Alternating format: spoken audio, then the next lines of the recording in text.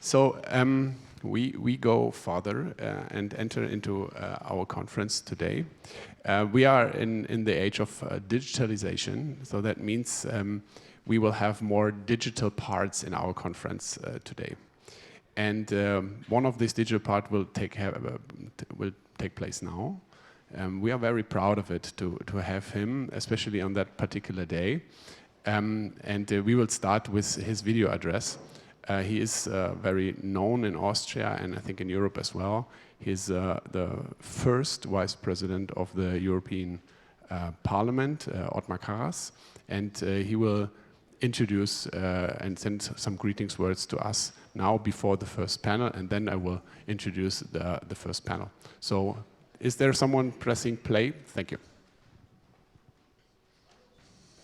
Dear ladies and gentlemen, dear colleagues and friends, thank you for the invitation. Unfortunately, I cannot be with you live today. Urgent obligations as first Vice President of the European Parliament keep me from being with you in person. Still, I want to contribute to your event with this video message. Sustainable and accessible capital markets are a common goal, in particular in times of unprecedented challenges. There is Russia's war against Ukraine, there are the conflicts in the Middle East and the Caucasus, there is the inflation, energy and climate crisis. All these challenges have something in common. They are about us, they are complex, and they cannot be managed alone. Only with more European cooperation we will manage the challenges of our time. And this saves money, a lot of money.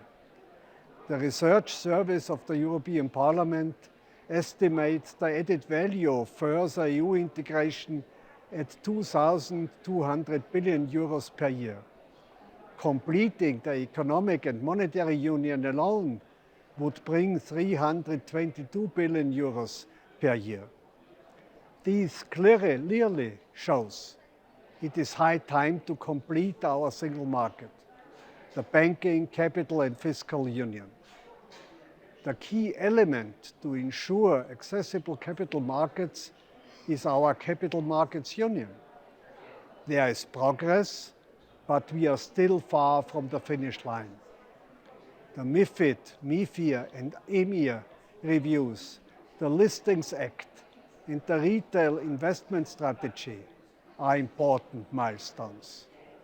But regulation alone is not the only answer. All of us, policymakers, supervisors, savers, investors, bankers, fund managers, need to do their part in the green, digital and social transitions. To ensure sustainable capital markets, we must invest in the power of green technologies. With the Green Deal, we have set ourselves an ambitious goal: climate neutrality by 2050. We have to take action today to achieve the goals of tomorrow. Implementation is not automatic, and unfortunately, we are lagging behind. The US and China are investing huge sums, while many in Europe are trying to defend the status quo. My key message is the Green Deal is not just a climate protection plan. It is also a common economic competitiveness and investment strategy. We need to pull together and rise above national and ideological boundaries. Only then we can ensure accessible and sustainable capital markets for investors. In this spirit, I wish you a fruitful debate. All the best.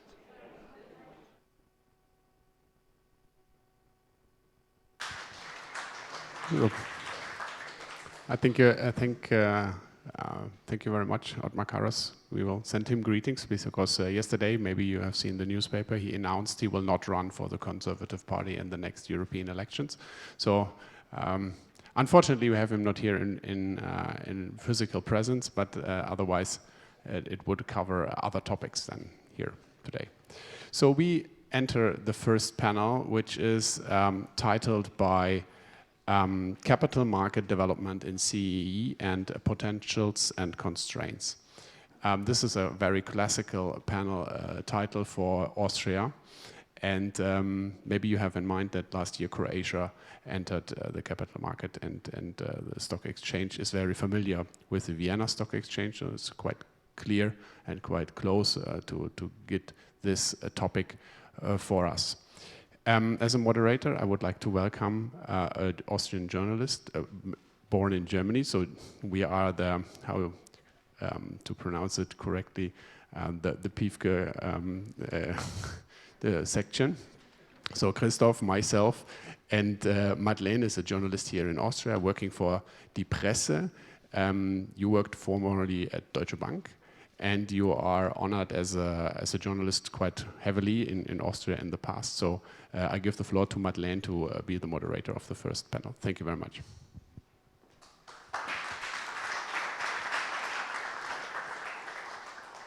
Yeah, I have to say it's interesting that financial literacy was so heavily focused on in the keynote speech because as some of you, I'm born into socialism. And so in preparation for this moderation, I looked in old school books called like Socialism, My World and stuff like that. And because I wanted to make a funny introduction. And the sad truth is I didn't find anything funny. So it's also shows how important financial literacy is. And in the current environment of multiple economic and geological crises, how affects heavily CEE banking and the banking sector, but at the same time it puts a magnifying glass on the whole way of the EU. So this issue couldn't be more pressing. And so I welcome my panel and my panelists, Peter Koblic, CEO of the Prague Stock Exchange and president of the CERC. Welcome, please applaud. Oswald Huber, head of the group markets from Erste Group. Thank you for joining me on this panel. And thank you for being so brave. I know I wrote a lot about Erste Group in the last couple of days, I'm sorry.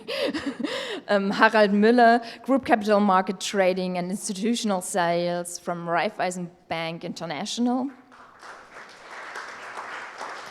Annemarie Straathof from Risk Officer of the EBRD.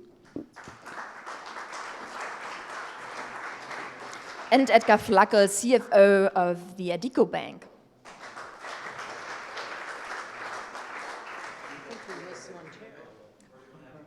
No, go ahead, please take mine. No. I'm fine standing anyways. Please. No. Do you? Really? Okay. Yeah, please. Okay, go you take ahead. this one, Yes. I'll move here. No, you can sit in the middle and it's okay. Perfect. Now everyone sits comfortably. That's better. We want to talk about fragmentation of the market, how it is influenced by it, about how it's influenced of inflation, the West Balkan political decisions, and also the Ukraine war, and how all of it, politics and upcoming election, influences capital markets and investors' decision, basically, and investors' trust, which is quite important because trust is basically the main currency of a capital market. So let's dive right into it. Mr. Koblic, how do you evaluate fragmentation of Eastern Europe? I mean, there's so many differences. I mean, we talk about, we can talk about bank levy, we can talk about the different rules, small liquidity, small market size. I mean, how do you evaluate that from your point of view? Yes, good morning, and thank you all for coming to Vienna. As some of you know, I'm also on the board of Wiener Börse, so being kind of proud to see so many people in our premises. Yes, fragmentation. The markets are unified if you look at the European rules, obviously. There is a Capital Market Union, there's MiFID, MiFIR, all these rules, Listing Act now, Prospectus Directive. So there are many things which are actually unified on the markets and are already in place. Many stock exchanges already implemented the same systems, to have it easy for international members to connect to them. As an example, Vienna, Prague, Budapest, Zagreb, Slovenia, Sofia running on Deutsche Börse system. So it theoretically is very easy, to access those markets. But then there are differences. What I was cheeky in my early days in Brussels, where I had a discussion with some people from European Union, and I was asking them, I don't know what you were doing here for these 50 years, why we, for example, don't have one accounting standards in Europe. There are still these accounting standards. The companies coming to the market have to change for IFRS. Why we don't have EU GAAP, as in US have US GAAP. We have different securities law in the various countries. Of course, the post-trading is very fragmented. So there are things which are really difficult and fragmented. Although I don't think that's the main reason why these markets are still small. When you are a US investor, when you are a German pension fund, you have your broker, and basically one of the guys which are here, you just call them and you get the execution, and you don't care if the execution is in Croatian stocks, Portuguese stock or Czech stocks. There are all direct market accesses, and the custodians can operate all the markets, so it should be theoretically very easy. Last point, which I'm always stressing, and here we would like to see the help of the European Commission, and I know OECD is doing great in this. Indexes.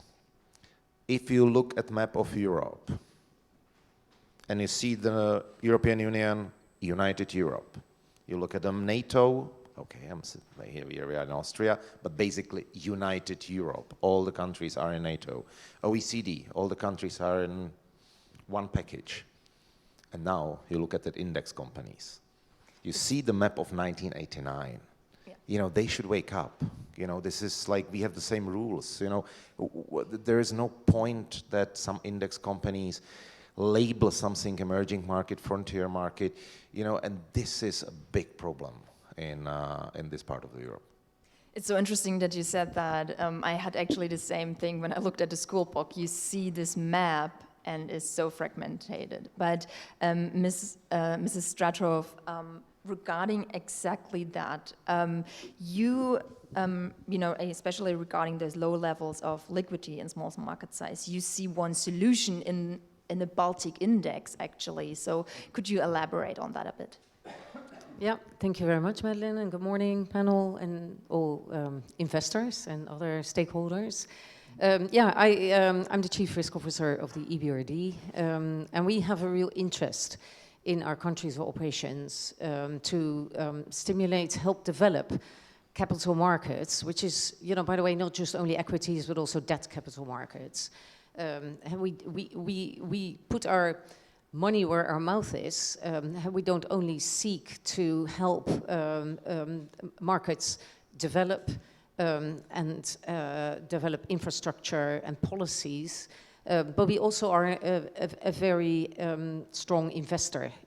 So we are very happy to commit ourselves as anchor investor to mobilize the private sector.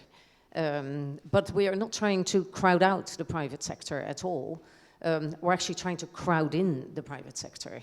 And as such, if we see enough private sector interest in certain issues, we will scale back.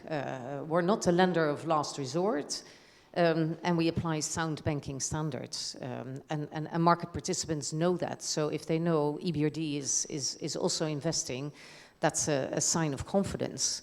One of the initiatives that we have been, helping develop is what was recently launched by MSCI as the Baltics Index, which has been an initiative that started with the three ministers of finance of Latvia, Lithuania, and Estonia coming together and sign a memorandum of understanding.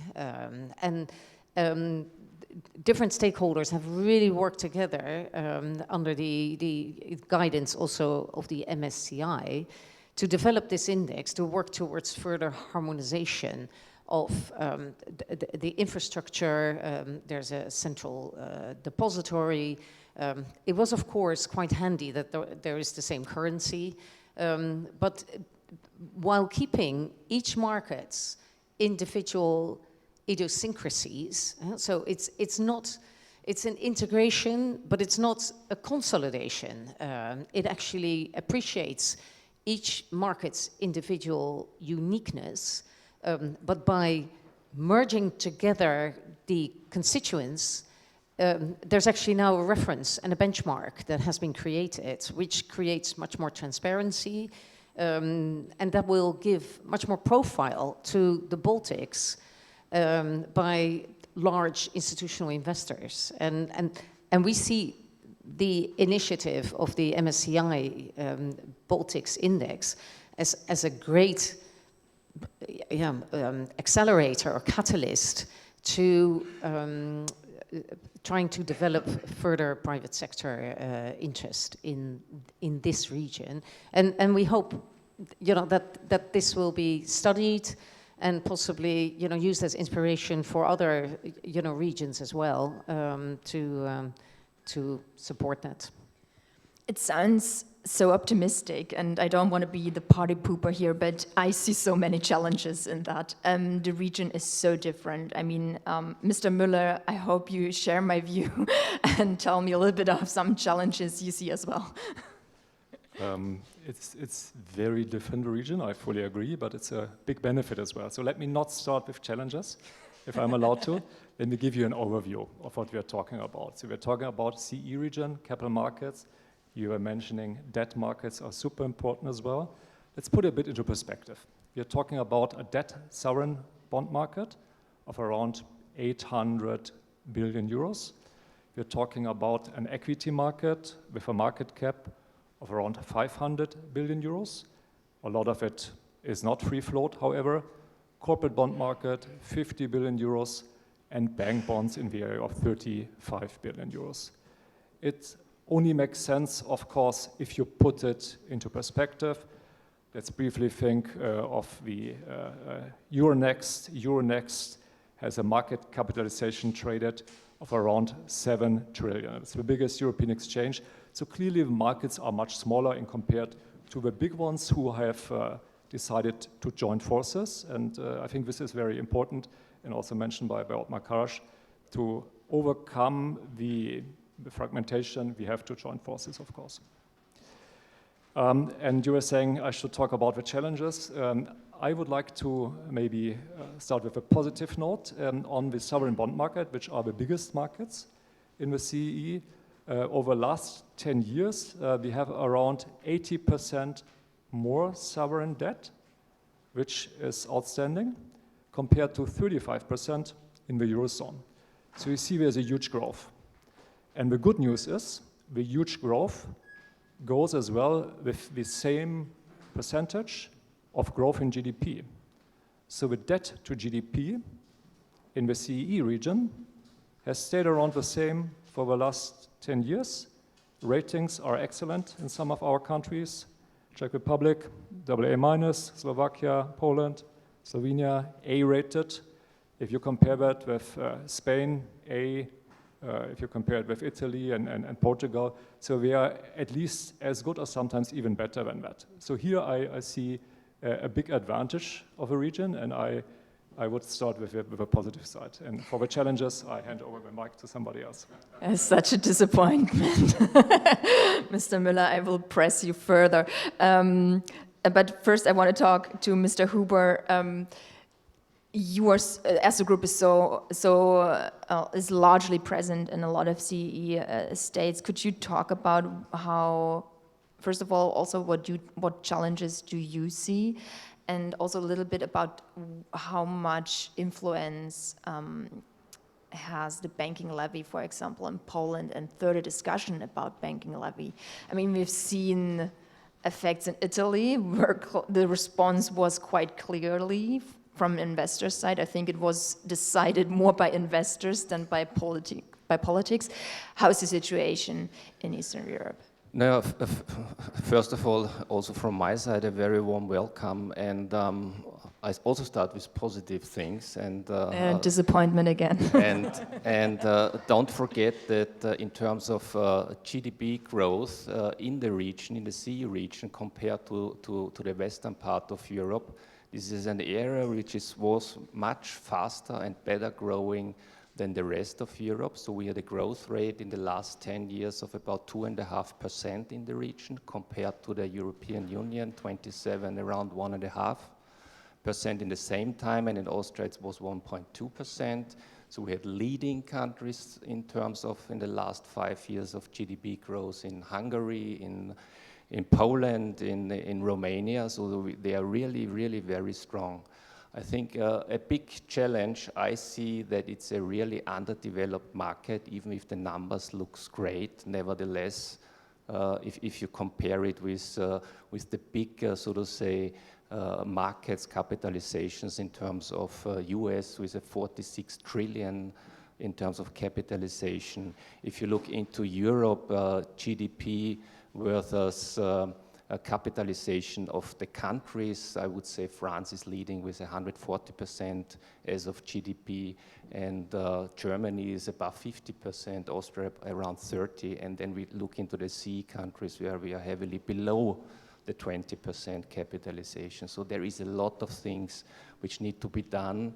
Overall, if you're touching the banking sector in the region, I think they are doing pretty well. I think they had a very stable, very good income in 23, so they have a relatively good capital base, a relatively strong funding, and I think they are, so to say, and this is what you touched, heavily depending on the political situations in the countries, which is completely different, which is completely separated, and there are no clear rules as you should have it in the European Union. Yeah?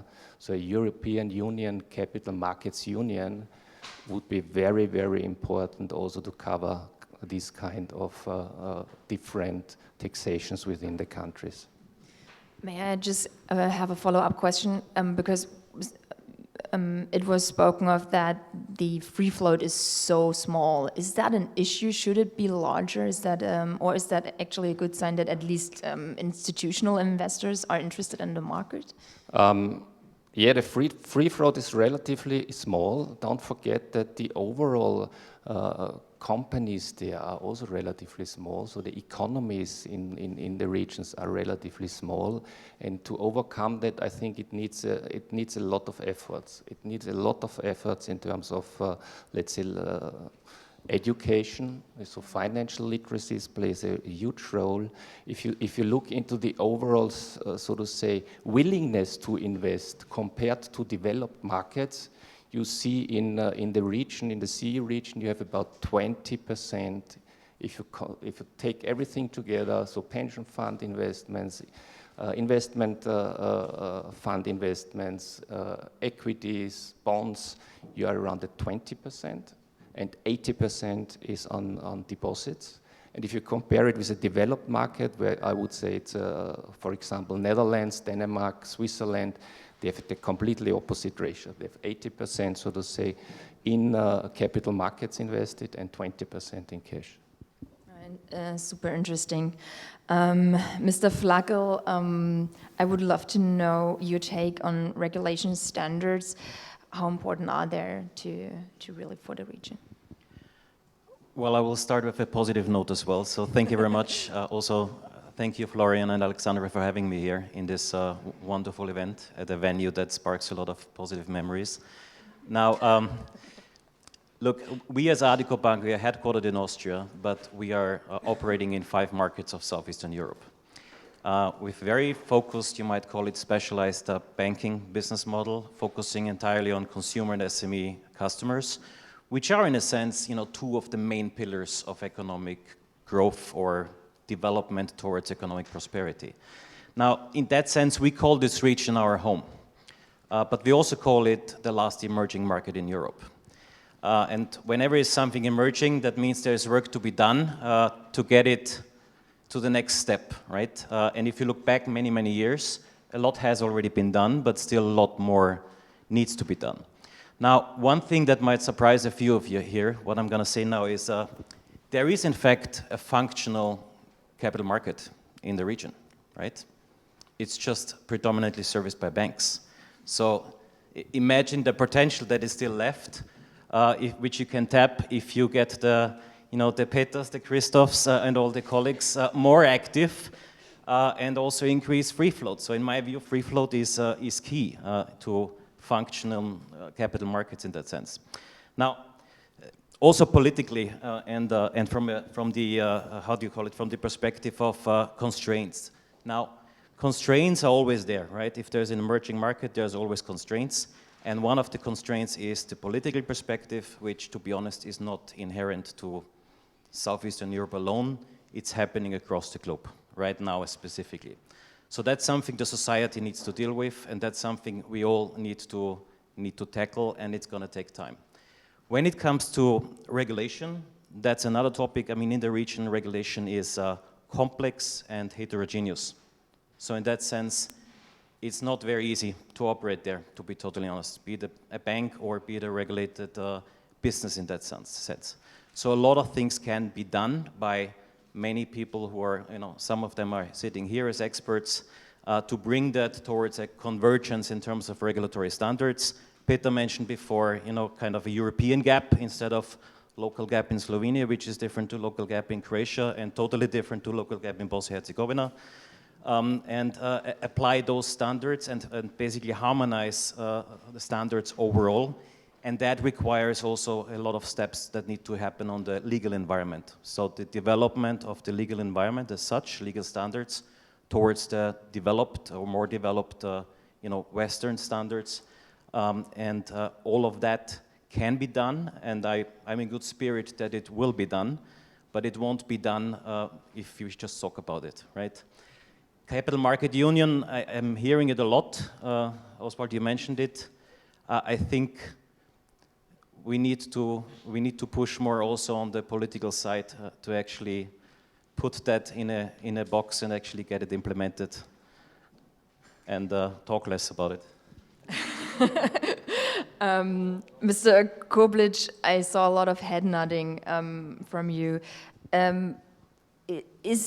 Is it possible to really unify capital markets? I mean, if I look at politics, there is such a divide when it comes to the topic.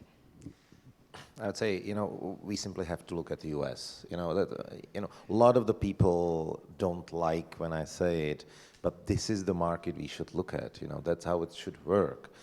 And, the story with the indices, for example, it's also another situation that Montana would be emerging market. It probably would. There are no big companies there. I don't know. And then the state of New York would be the developed market.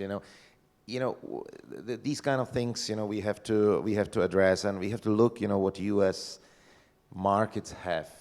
We don't. Much more capital. Of course, pensions. You mentioned it. Pensions need to be invested in the market, and like big time. There are examples in Europe which are good.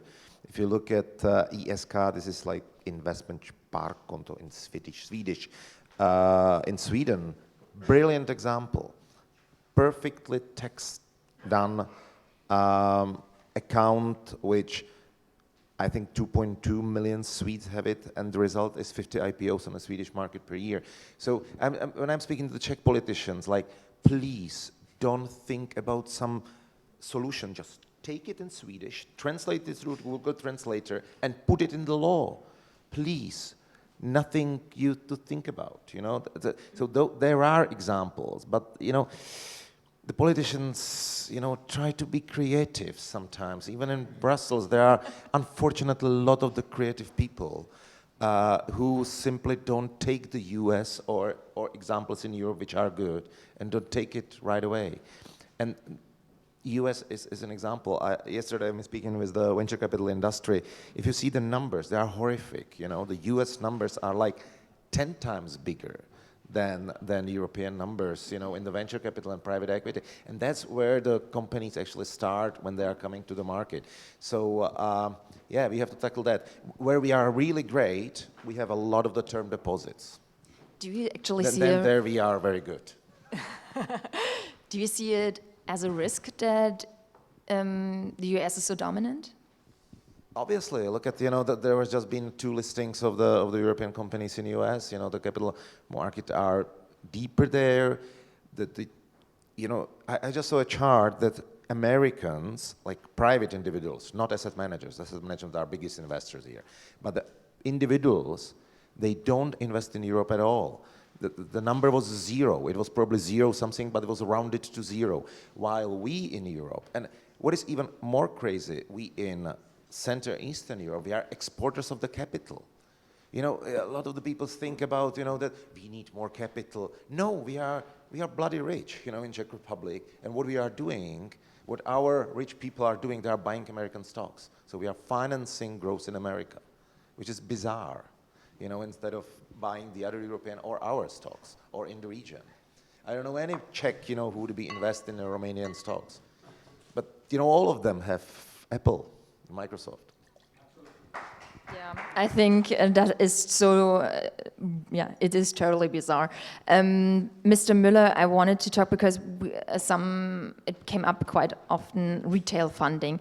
How can we actually connect retail to the capital market? And especially in terms of limiting returns, is there a possible protection to the downside risk?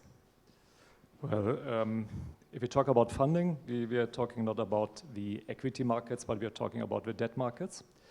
And you were just mentioning the term deposits, where we are very good at in Central and Eastern Europe. Some of the countries of a region, mostly Poland, Hungary, but Romania and now also Croatia, have tapped the sovereign debt markets for retail.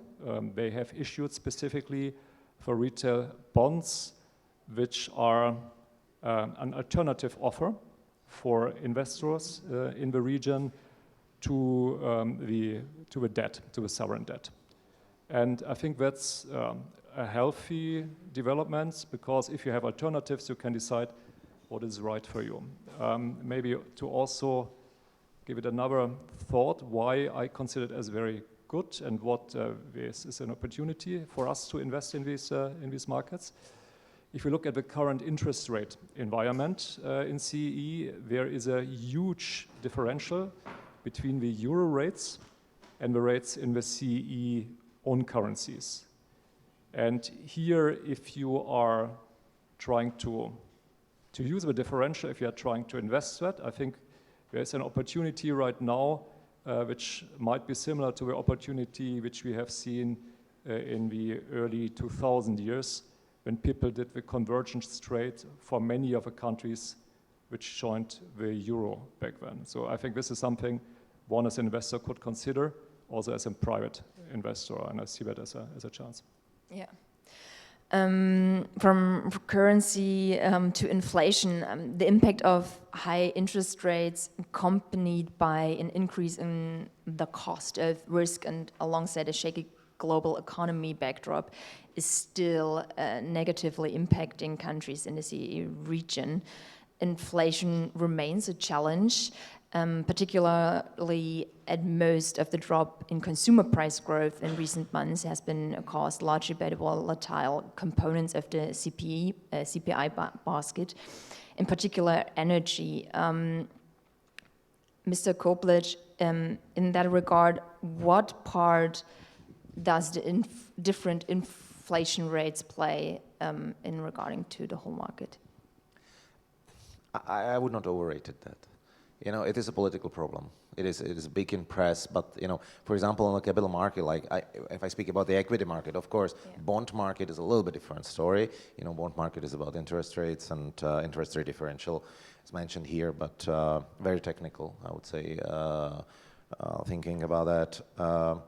On the equity market, we don't really see a big impact of the inflation. I didn't speak to the investors who would be saying to me, we are not investing because of the inflation, or vice versa. Or companies, we are going IPO because we have inflation, or we don't have an inflation. Yeah, I don't see this, and inflation will drop dramatically in the following months, because the energy prices, I strongly believe it will go down again, and maybe not to the original level, but will go down, and that would press the inflation lower.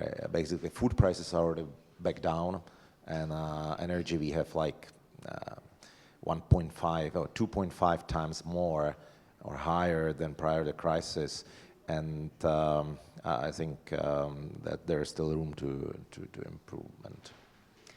Mr. Huber, I would say, because countries like Poland, they were so much quicker in the inflation and the interest rate change than the ECB, which was, even for the region, some criticize still they were too late, but they were at least quicker than the ECB. That was a good thing in your view, or was it? Yeah, there were even countries which were much quicker, but they came from much higher levels. For example, in Hungary, they had inflation rates above 18% and rates at the same level, and they cut it now already the last meetings down to 13%. You mentioned Poland came from 6 3/4, is now at 5 and 3/4. So there is a trend. I would say they may be a little bit ahead of us. Also, the inflation numbers are dropping dramatically quickly there at the time. Yeah. So we see now, for example, Czech Republic, you mentioned, they were above 10% in terms of inflation. We estimate for 2024 there will be around 2.2, 2.4%. So this is a dramatic shift, and they have not started to do something on the rate side. But clearly, the market is expecting that they will follow now to cut rates there. And why this is important, I would say, for the real economy in the region, clearly, high rates are not really supporting the real economy, so the investments are somehow stopped, and in that respect it definitely is worth to consider lower rates. But clear-wise you have to fight against inflation, and all the countries are somehow different in terms of inflation numbers. And I do not expect that the rates will fall in areas what we have seen in the previous days. I think we will see higher rates for longer, but I would say if I think back 20 years, 4% was not the level where you said it's extraordinary higher. Yeah. Mr. Flagel, I saw you nodding. What's your take on that?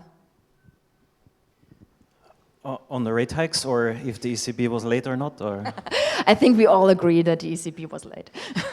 Yeah, I think according to my recollection, the ECB was the last, most probably, who started with rate hikes. Look, also mentioned it already, we have been at those rate levels before, so it's not something that comes totally out of the blue. Now, what is very different to the past is that the speed of rate hiking that we have experienced the last, let's say, 12-ish month, right? 12, 13 months. Now, we also see that we have, or at least our view is, and also the view of macroeconomic experts that we trust, the Vienna Institute for International Economic Studies. We see that we have reached a peak on the hiking. We also see that it could happen that already towards the end of next year, we have maybe 2 cuts, smaller cuts, 25 pips each.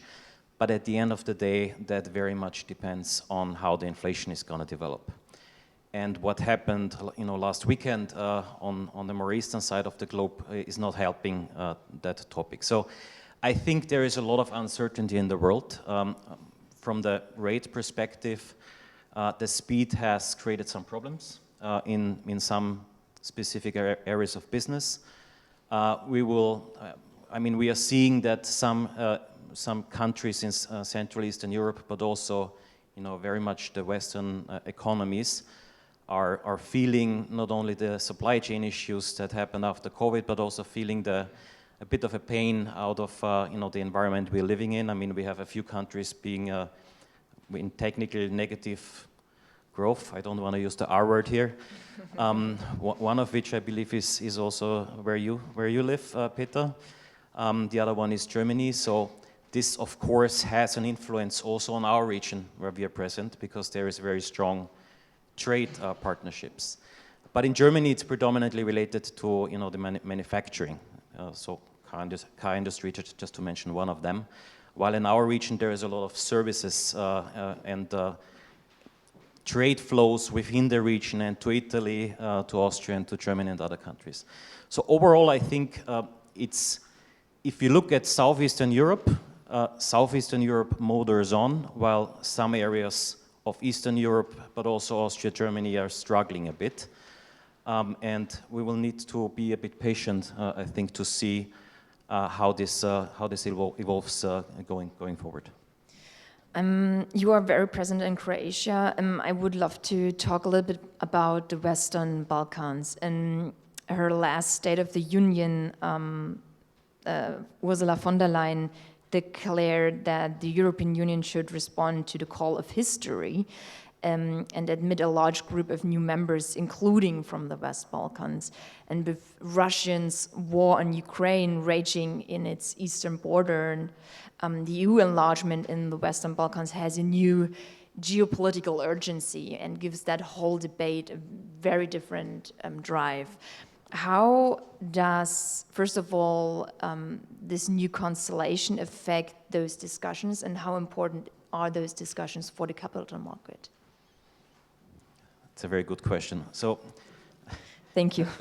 let me start first with the basics before connecting the dots to the capital market. Look, on the Western Balkans, a lot of positive things have happened over the last years. So you might not see all of that, because if you hear about the Western Balkans in the international newspapers, you usually read something that, one politician said X or Z, and it doesn't look very good. If you really are present there and deal with the situations on a daily basis, you actually see the positive development. So I think that's one point. Now, where does the EU come in? I mean, to be very honest, and maybe that's a bit of a personal view as well, the EU is speaking very often about giving the Western Balkans a chance, but it's not happening. So don't get me wrong, the Ukraine being basically offered let's say, a fast track to the EU membership? Yeah, since 2003 we have the Thessaloniki summit, and since then there are discussions, so this has been ages. Yes, exactly. Stop discussing, start doing. I think that's the message I would like to give, but maybe some of you guys can help out on that.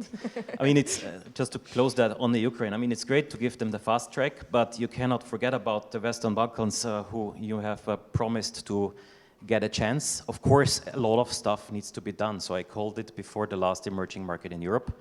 There is a reason for that. So there is a great potential, but there is a lot of homework that still needs to be done. But how will the politicians, sell also to their constituents the homework that needs to be done when there is not even a carrot anymore that is on a short enough stick that they can actually progress on the EU membership path? Mrs. Straathof, what is your take on this whole political issue? Well, I'm trying to make a link back to the capital markets discussion that we're having. I do think, well, the timing of today is actually, quite striking, because regardless of capital markets developments, it is an extraordinarily difficult market at the moment. We're faced with geopolitical crisis in our own region, close to our region, globally. We are faced with climate crises, and again here I do think debt and equity capital markets can really make a difference by designing instruments that will help investors, invest and support, climate action, indeed, by action and not by words. But the region here, Central and Southern Eastern Europe, is very close to where, major upheaval is happening, in Ukraine, and the spillover effect into the region. So it is, very, very challenging. I can only say that, we as a multilateral development bank, European Bank for Reconstruction and Development, we are actually moving in more than moving out. So we have been very actively supporting the real economy in Ukraine, as the only MDB globally. We have invested with support of donor countries, and which are also our shareholders, but we also have taken, risk on our own balance sheet to invest in infrastructure repairs, gas imports. We're also now exploring we call it Ukraine Reconstruction Guarantee Facility, which is basically trying to stimulate the reinsurance market in Ukraine so that imports and exports can continue to be financed and insured. And that's the only way to continue to support, very, very challenging geopolitical, situations. But as investors, drawing back to the purpose of today, I continue to see this as in this region as a real chicken-egg situation, because you shouldn't start with the investor perspective. You should start with what does the real economy actually need for, SMEs, larger corporates. They need alternatives to find funding and not depend only on the banks, but also be able to, IPO, issue equity, or have alternative, debt instruments. I'll just give an example of MREL, which is, EU requirement, a bit more risky. Here's where we, banks need to issue them, but investors need to buy them. And we still see a huge challenge there is, and I'm not saying I think MREL is a good instrument for retail investors at all. I will stay, as a chief risk officer, very far away from that. But there are certain types of investors that should be looking at MREL. And so, chicken egg, in order to issue or to develop alternatives for companies, you also need the investors to then, take up those instruments and invest in them. But again, where I started, the timing is actually quite challenging with all the geopolitical interest rates and all the other challenges that we currently have. Very interesting. Yeah, let's stay with MREL for a second. Mr. Müller, I know we talked a little bit about MRELs before. Could you elaborate a little bit on that, especially in terms of the supervisory issues? Mm-hmm. Okay. MREL stands for Minimum Requirement of Own Funds and Eligible Liabilities. That's a requirement which was introduced after the great financial crisis so that taxpayers don't have to pay failing banks or have to pay the bill of failing banks. So that's an instrument which now is getting more and more relevant due to certain deadlines which have to be achieved. And a lot of the banks in Central and Eastern Europe now have to issue that. And what you were mentioning exactly is now very topical for these banks to play their role as an important infrastructure provider. They need to get this MREL funding. And now we come back to the small markets we are doing business in and the small balance sheets of the entities in our markets. It's rather difficult for them to be able to sell these MREL bonds to the broader capital markets. However, we have recently seen a great development in the last 3 years. I think the number was grown from 3 billion, 5 billion to 10 billion issuance volume this year. And we maybe can later on have a private discussion about if retail should also have an opportunity to participate in a bond which is in the ranking much higher than the equity of the respective banks they are allowed to buy as well. But it gives you a nice pickup also as a private individual. And I think it really helps to foster the whole chain we were talking about. Yeah, banks are infrastructure provider to the real economy, and you have to think it through. What does it need to grow the real economy at the end? Ms. Strathoff also talked about the problem of they have to look where liquidity comes from, and with the European Union being so hesitant in negotiations with those countries, I think it poses a severe security risk also to the EU. These governments, or are these governments more likely to seek loans or investments from partners who do not attach strings of democratic performances, for example, especially looking ahead of certain elections, especially, Serbia, Bosnia, Herzegovina, and Montenegro have already sought out alternative partners with countries such as Russia, Turkey, and China, whose authoritarian influence is, likely to further weaken their democracies and sway their geopolitical alliance away from the EU. Isn't that a severe threat to the capital markets in itself, the political tendencies? Or Mr. Flacco, I think you started to talk about that a bit. So is this a threat? The clear answer is yes. And does this help to solve the chicken egg problem that Annemarie mentioned? No. I think that's why it's very important that those areas within the European Commission or the European Union who started those Thessaloniki talks a long time ago, actually, let me call it, wake up to not forget this region. So it was mentioned those are small countries. Still, those are countries with a growth potential going forward. They are very closely intertwined with Austria, let's face it, and with a couple of neighboring countries. And if we don't give those countries the chance to connect to the European Union and give them a clear pathway, that is also realistic. And when I say pathway, I don't mean maybe if you do that, we can speak about it in 2030. That's too far along. They need to get a, we would call it step plan, which is in sufficiently close future so that they can actually believe in it that this could happen. Then they wouldn't have to look around to Russia or Turkey or any other less favored countries from a European perspective. Yeah.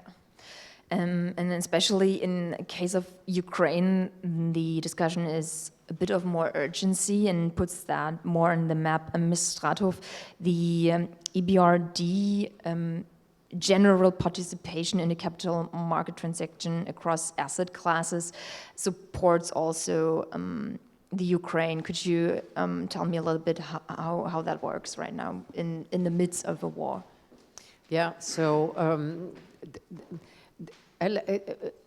I need to be a bit more specific about how private sector at this point in time is really a challenge in Ukraine. So what we are doing is supporting largely also state-owned enterprises, and the real large, sovereign guaranteed companies. Because the private sector is really nearly impossible to. We have, of course, our own clients, and amazingly, the economy is still running, and our clients are paying their debts, and they are meeting their, both interest and principal obligations, and people in Ukraine are paying their taxes, which is also, quite amazing, and everybody does their own bit. But yeah, we are making some compromises to what normally our mandate is in order to, in this phase of Ukraine, be active and supporting the real economy. We have to take more of a public sector investment than we would normally do. And normally we strive to be 75%, 80% private sector in any of our countries of operations. But that's not really the number that we can currently do in Ukraine. But again, by the initiative that I mentioned earlier, is to stimulate reinsurance. I mean, if the insurance market can operate, then that might be an incentive for the private sector to start taking more risks locally, and that's crucial. Yeah. And I think, there are first movers like JP Morgan who try to get into the market, give retail credits to private sector and stuff like that. So it's interesting what's happening already and who is moving first, I think. Mr. Huber, how do you evaluate the situation that in Russia 80% of the banking market is under sanction, and also in the Ukraine non-performing loans are going up? I mean, how does this affect the whole region and the trust of investors? Yeah, it's clear as a very, very strange and very, very challenging situation overall at the moment. And I would say if you look into Ukraine, I think overall, and this is something we have seen, is that the overall Western banking, let's say, industry was not exponentially hit by the war. Yeah, what does it telling us? That the Western banking setup is very healthy. Yeah, so this is the first thing. The second thing is clear-wise, there will be a day after the war, and I think this is a very, very big opportunity, a very, very big, so to say, investment part we can use then and build up the country again. And this will be a significant and very important challenge for the whole European Union, but also for the whole European industries and banks and investment companies. Yeah. Overall, I think the spillover effects from the Ukraine we still see. I think these volatile situations on the market side, and it's particular on the commodity side, it's still there. Agricultural-wise, I do not expect that the volatility will go down. Always spillover effects to energy, gas, and I think this will stay. This volatility will be part of the war we see right now, and this will not go away, and we, so to say, have to be prepared and to deal with that. Finally, I think, only talking about Ukraine, I think what happened last week, Israel-Palestinian conflict, what we see right now, which is a big risk at the moment, I would say, in terms of spreading in the region, spreading to Middle East, and this will definitely be a risk of higher oil prices and inflation back, so to say, which we are now, so to say, hoping that we will get that under control. And I think this will be sort of the challenge for the next couple of weeks, to see how that works. Just a quick follow-up, but because you talked so much about volatility, but the volatility is in general high in these states. I mean, just by sheer size, it's a big issue, isn't it? I think it's especially on the energy side. Energy-wise, you see huge volatility in terms of all informations going out with supply-demand chain. Clear-wise discussions about all the pipelines, which are, so to say, very, very important, and in particular for Austria, that this is working well. And I think this is, so to say, triggering and having the volatility in the market, and everyone is always very, very, let's say, concerned and on the top, prepared for hits on this energy side. Yeah. And yeah. Yeah, Mr. Müller, what's your take on Ukraine? Yeah, thank you very much. Given that RBI has the biggest foreign-owned bank in Ukraine, I would not want to pass that opportunity, and we are co-owning it with EBRD, who is a 30% shareholder. Situation there is very tricky. Markets are working. We have extended in the first 8 months of this year 2 billion of loans. And what had been mentioned before, if you think of the opportunities which are in Ukraine after the war is over, that's certainly right. The UDF fund with BlackRock and JP Morgan, McKinsey goes in that direction, but Ukraine needs our help right now. So therefore, I'm very thankful for that partnering up on investments in Ukraine at the moment.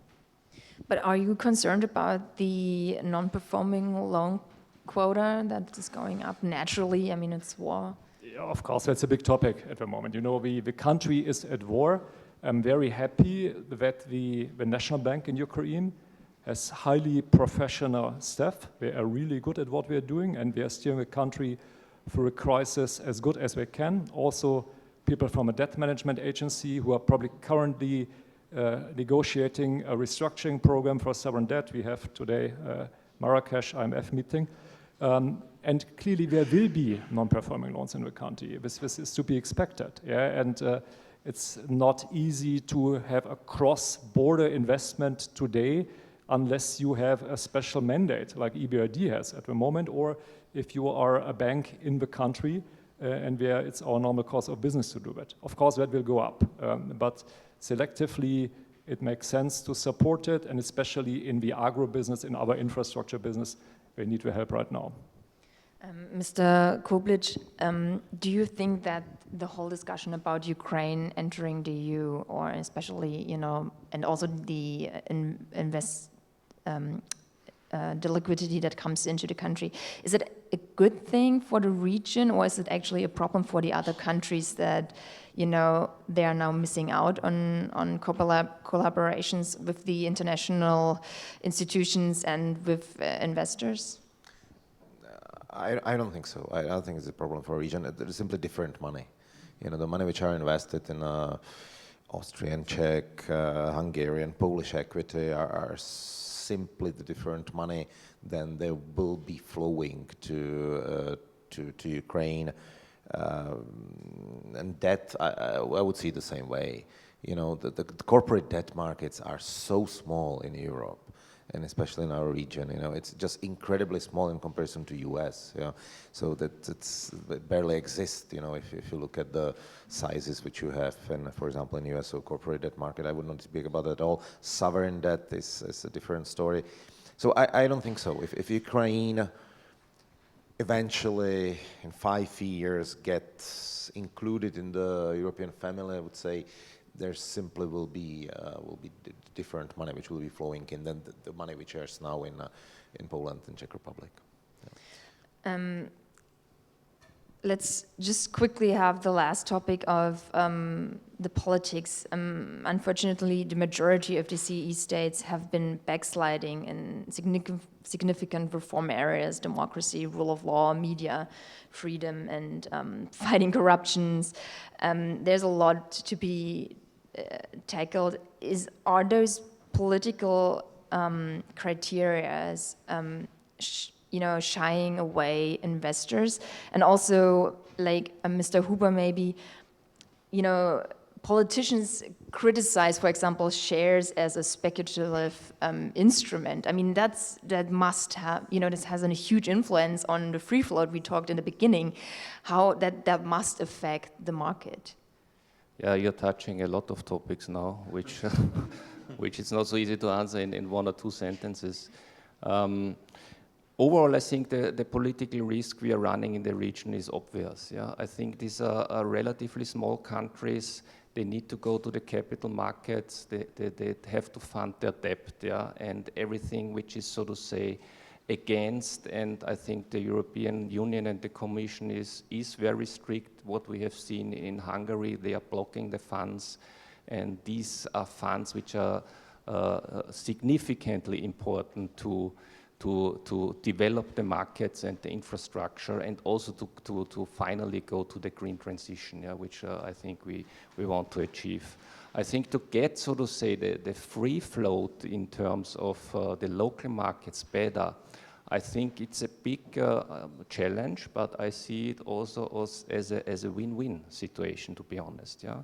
So if the European Union, if the local states, if the banks are working together with the politicians, I think we can win 2 things. We can build up a modern pension system in the region, and we can also help the transformation into green.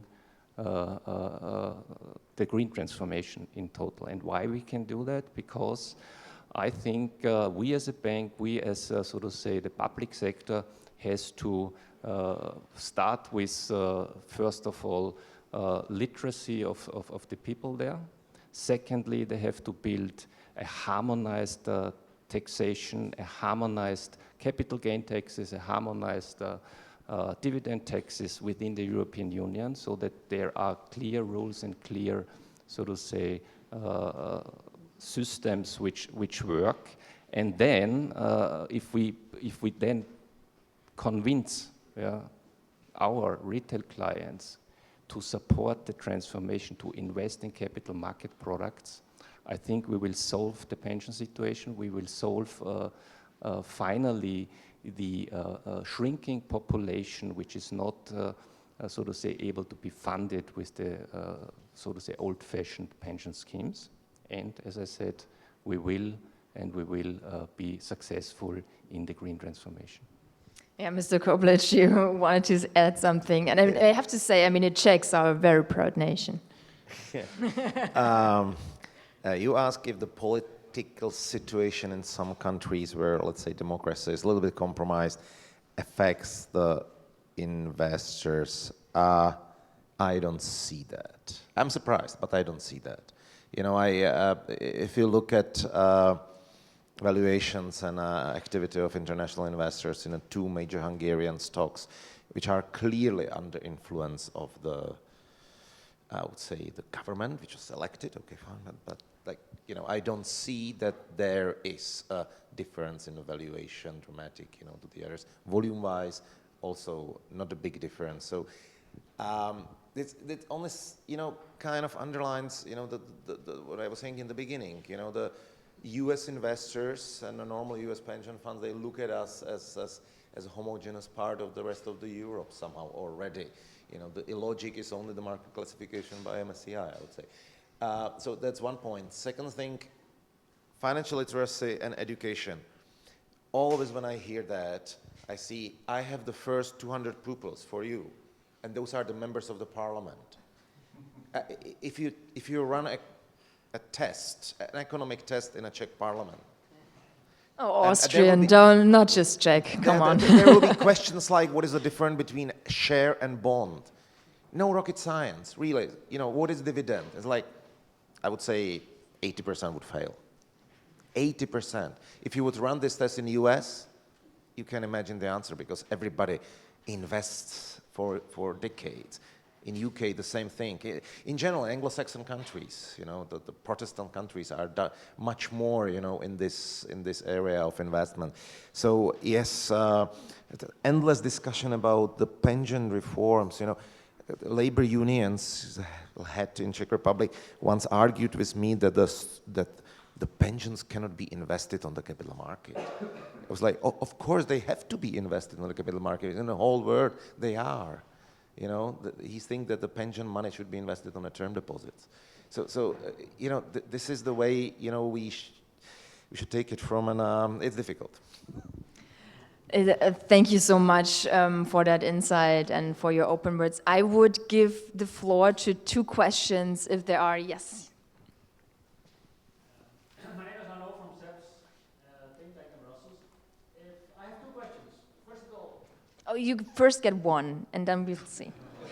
I decide if your first one is good enough for the second. wouldn't it be, say, for Europe as a whole, but also certainly for Central Eastern Europe, good to have a single safe asset market? Meaning, if we were to have a single issuance for government debt, in a single procedure, which is on a European-wide market. Because remember the words from Christoph, the home bias, the home country. What is our home market? The home market should be Europe. Why shouldn't we start with the most essential element, which is government bonds? And then create a European-wide government bond market, but with a single issuance procedure. I'm not sure if you were saying issuance procedure or one bond where all the countries are benefiting from. So issuance procedure, that's absolutely perfect. If it comes to the mutualized debt, you know, that's a bigger story. We would need 2 more weeks to discuss that accordingly. So I think this is very difficult. But I have a slightly different aspect, if I'm allowed to. We were talking about one bond market, and we are talking today a lot about the US. The US is our role model. You know, what the US has different to us is they have one currency. And this is maybe a good starting point. And in the treaties, it was agreed that the euro currency would be the one currency for everybody but the Danish. I think the Danish have an opt-out position, and I know it's again another discussion worth 2 months, but I had been last week in Croatia, and Croatians have adopted the euro currency in January 1st this year. And I was positively surprised by the colleagues, by the clients, by the corporates, by the bankers I was talking to. They really enjoyed it. All of a sudden, their funding costs were reduced by a lot. Second thing is their investment universe went up by a multitude. And the last thing is it's now also much more interesting for international investors to invest into euros than if you have to deal with currency risk. You had, or Mr. Flackel, you wanted to say something? You had a second question. Totally different one. View on the frozen assets of Russia. How can we unfreeze assets and make it to the benefit of the reconstruction of Ukraine? I don't have the answer to it. I would love to give you the answer. I don't have it. Maybe you have it, but I would not be able to make a good proposal. At least there must be one or five having any. It's a political topic, and the biggest risk for particularly those parties who really would like to do this is that it would set a precedent, and that would mean that any country who would invest their own assets in a foreign country would be at risk, at serious risk, that they could be confiscated, because that's actually what you would do. They're now frozen, but they're still Russia's assets. But as soon as they would be used for reconstruction, they're essentially confiscated. And so, if it was just this isolated situation, most parties would probably subscribe to it. But those who want to be neutral from a political perspective just have no opinion on it. And those who actually want to do it see a risk for, well, what does that mean in any future situation? And look at the situation Israel-Gaza today. What if Israeli assets would be frozen to reconstruct Gaza? Because that's what a consequence could be if this happens in Russia. So it's highly political. So I have no view on it, but that's why it's so difficult. You must have people from the banking sector confronted with the question of the assets which are frozen, which bring in revenues. We know it very well. There's one organization which has more than 1 billion revenues from frozen assets that get used. Well, but that's the American initiative, right? Is to use the revenues of the frozen assets. That's a different, from a legal perspective, that's a different kettle of fish. So that seems to at least have some possibility of being used, but not so much the frozen assets themselves. And to add on that, the sanction regime is totally different from the EU versus the US, and also the law is very different. There is a huge discussion right now under American lawyers who already see that Biden would actually be able to confiscate this, already frozen assets. But it's a very different discussions. But I think it's important that you brought up those two issues. I think is there another one question I would take? If there, please.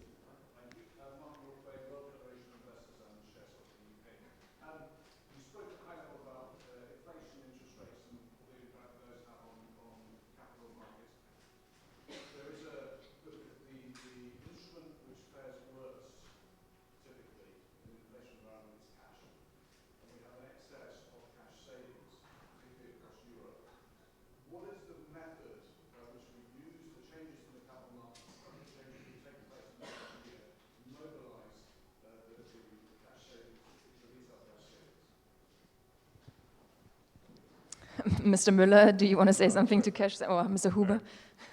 What we have seen, you're completely right. There's a lot of cash savings depository in the region.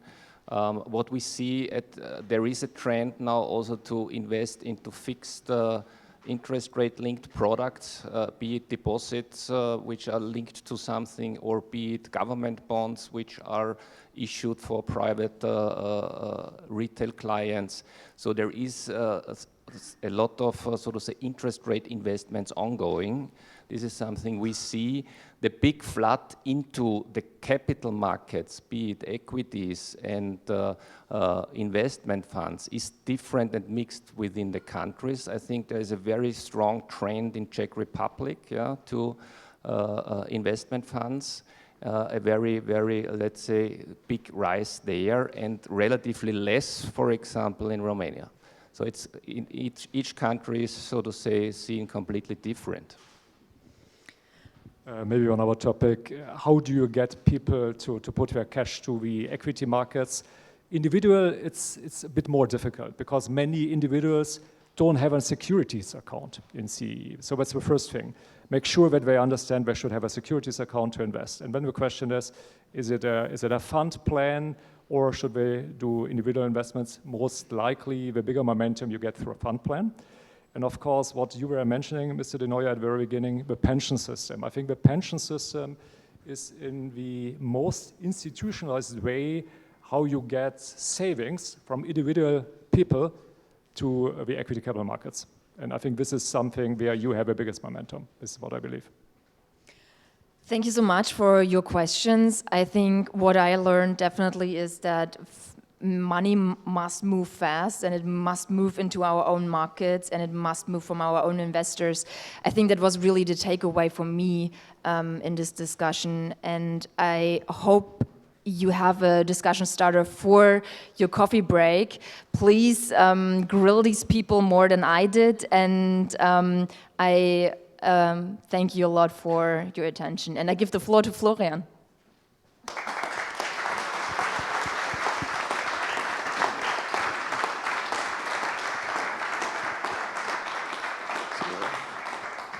Before you run away, it's a tradition that all our guests get very local presence.